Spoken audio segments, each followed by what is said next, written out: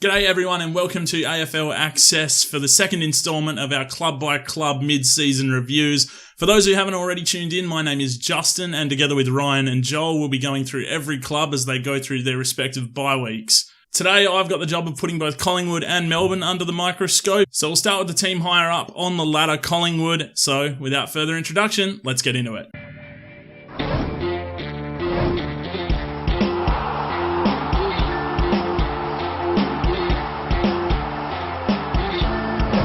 Sitting in second place on the ladder with a 9-3 record, it's safe to say things have gone pretty well for Collingwood through the early part of the season. Through 12 games, they are a top 3 team offensively for points scored and a top 8 team defensively, with their only losses having come against Geelong, Fremantle and West Coast, all teams vying for a spot among the finals. Funnily enough, both those losses have come at home, which is a bit awkward given that they usually turn the MCG into a bit of a fortress, but to counter that, they've also had successful trips to Sydney and Brisbane. So in a nutshell, really, Collingwood is sitting on track for a top 4 berth, but they do need to keep the intensity up as they're only 2 losses away from falling out of the top 4 bracket in a top 4, top 8 market that's been quite competitive throughout the year. We'll start off with what's gone right for the Magpies in terms of what has been quite good is the way they've been able to control the tempo. If you're an avid watcher of our weekly show Footy Rivals, you've likely heard Ryan and myself guffaw over their ability to control speed of games. This shows in their number 1 ranking for disposals, their number 2 ranking for marks, and really those two things combined overall really show how much Collingwood are able to control the tempo. They're one of those teams that's, funnily enough, can slow things down when they want to and when they've got the opportunity to, and then speed up the tempo and still know that they can score at will with guys like Myercheck and DeGoey in the forward line, who've both had pretty consistent seasons for the Pies.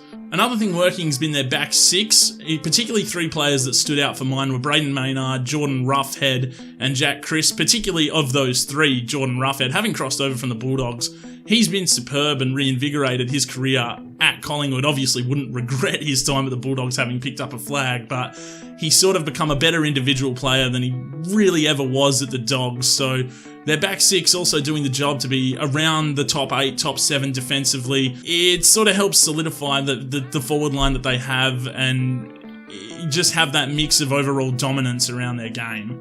It was pretty hard trying to pick out anything that's actually gone wrong for the Magpies, even though they have lost 3 games. But one thing that stood out, which is funny given that I'm about to say this even though their midfield is one of the best in the competition on paper, they don't win many clearances. And for a team that doesn't win clearances, you'd be hoping they're putting defensive pressure on.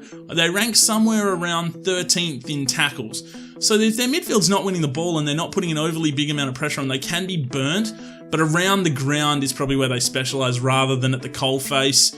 However, if you're looking to nitpick and put something on Collingwood and say that they could do better, it's probably win the ball in the middle, which is a funny thing to say considering the team has Brodie Grundy, Adam Treloar, still side bottom Scott Pendlebury, and they had Dane Beams for half of a season and hopefully he comes back towards finals. But the knock on them so far has to be that they're just not winning enough at the coalface of the footy. One player I wanted to bring into the light in this review was Adam Treloar.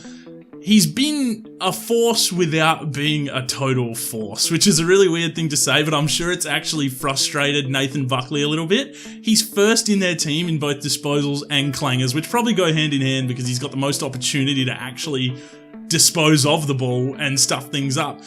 And even though his disposal efficiency, with that being said, has come into question at time, he's actually ranks in the top, I think it's somewhere in the top 6 for effective disposals in total in the AFL. So you can tell he's getting plenty of the footy. The guy's averaging 32 disposals a game, and he's really the barometer for them when they're up and about, particularly when they want to speed that tempo up, and his second efforts and push to the contest they've become second to none in a way. So for Adam Treloar, it's all about working in that midfield and where do you fit, where do you find your spot, and he's really, for mine, carved out his spot as a peak midfielder of the game, despite the fact that, yes, there are knocks on his efficiency and he could cut down on the clangers a tiny bit. Treloar's tackle average stands at about 4 tackles per game. He wins about 5 clearances a game. Those are modest numbers maybe for a premier midfielder of the game that could stand to go up a touch, but again, it comes back to where he fits in that midfield and just making sure that he's doing his job. When you've got a bunch of guys that can win 5 clearances a game, you may not need one midfielder to win you 15 clearances a game, and that is probably where his numbers sort of flatline a little bit there. For mine, I don't think there's much he needs to do on to improve. I think he's become a really strong player in the game, and I think he's going to move forward. Another guy I wanted to talk about was Jordan De Goey, who I believe leads Collingwood at the moment. He's with goals. He's got 25 on the season, and he's really just opportunistic. I mean, he's the guy that they want to go to going forward. Not that they have to go to him. They do have other options, but if they're using up Jordan De Goey, they've got to feel really promising about their entries, and things start to really flow really well, and he's extremely dangerous. He finishes well. And if they really want to push for the top 4, and I think he becomes arguably their most important player in the finals, he's the guy that they've got to have on fire. So just have him rolling through the first half of the season. It now becomes their job after their bye week to continue that role. I found it kind of hard trying to grade Collingwood. It's funny because when you're doing this, you try to take in expectation as well as where they're actually at.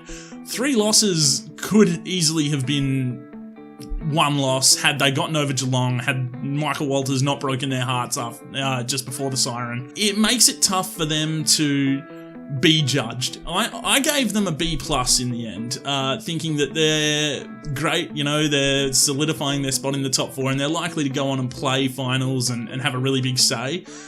I don't know if with the list they've got, they should be 9-3 or even second. I look at that and I just think there's potential for improvement. So I'm going to give them a B+. Maybe they'll prove me wrong in the second half of the season and move to an A+.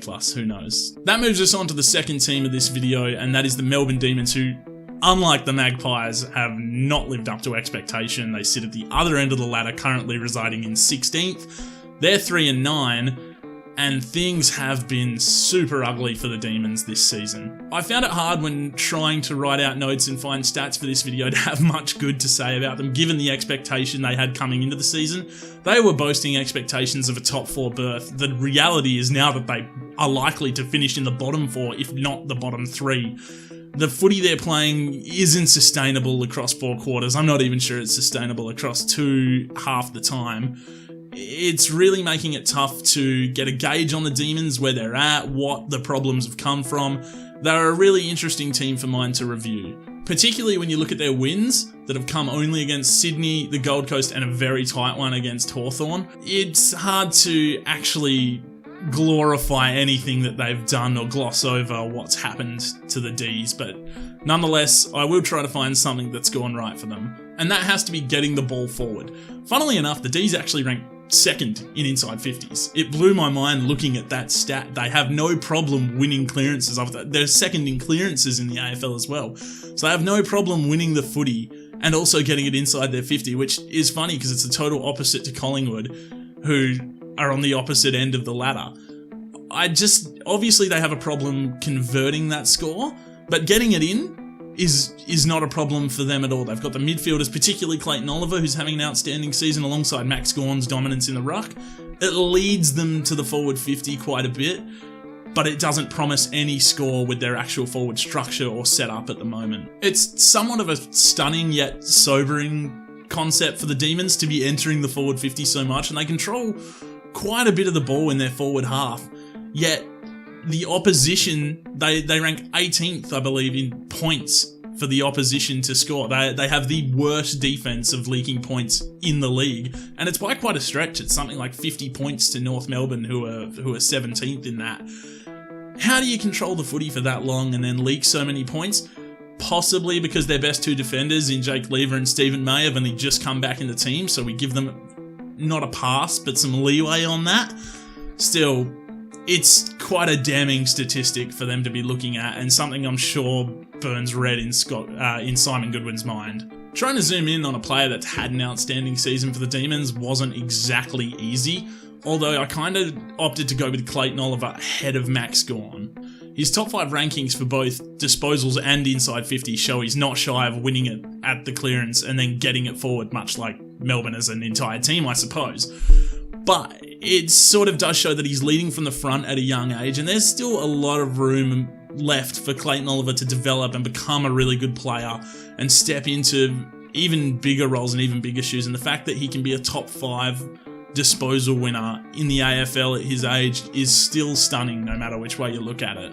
He also seems to show up in the big games, having set a career high in disposals in 44 in round 2 against Geelong. So I don't think he can knock Clayton Oliver's season as part of the reason that they're struggling. What can be attributed is possibly the loss of Jesse Hogan in their forward line has clearly hurt them, although Hogan himself not playing terrific football at Fremantle, so whether that's the sole reason, it's hard to pinpoint. Those are some of the factors that make it really hard in grading Melbourne, but at the end of the day, you've sort of got to weigh up where their expectations were compared to where they are now, which is at the opposite end of what they expected to be at. So with that being said, it's a harsh grading, but I'm actually going to give them a D-, given that they just have not lived up to anything that they thought they would be, and there are a lot of passengers in that team at the moment. I'm looking for more out of, say, a Christian Petrarca or someone like that, who can maybe take their game to another level and elevate the Ds as they move forward. But for now, they sit on a D-, and finals have really just been torn out of the question in the first half of a year that really they thought they had a fighting chance for a premiership. So thanks for tuning in to my thoughts on the Pies and the Demons and my mid-season reviews. Be sure to let me know how you feel in the comments, if you agree, or if not, feel free to tell me why and tell me why I'm wrong, and I will take that away and do my best to sharpen my opinion. Please do also sign up to the AFL Access Discord server where you can join in the conversation with us and get a bit of a feel for our thoughts and opinions, and again, maybe tell us why we're wrong. If you did like the video, please leave a big thumbs up and make sure you subscribe to the channel and ring that bell for notifications to get all the latest on our upcoming content, including the next in our mid-season reviews, which I believe will be next week after the round, so heading into the last bye round for teams. Ryan and Joel and myself will do our best to keep you filled to the brim with content. But for now, thanks for watching, and this has been your AFL Access.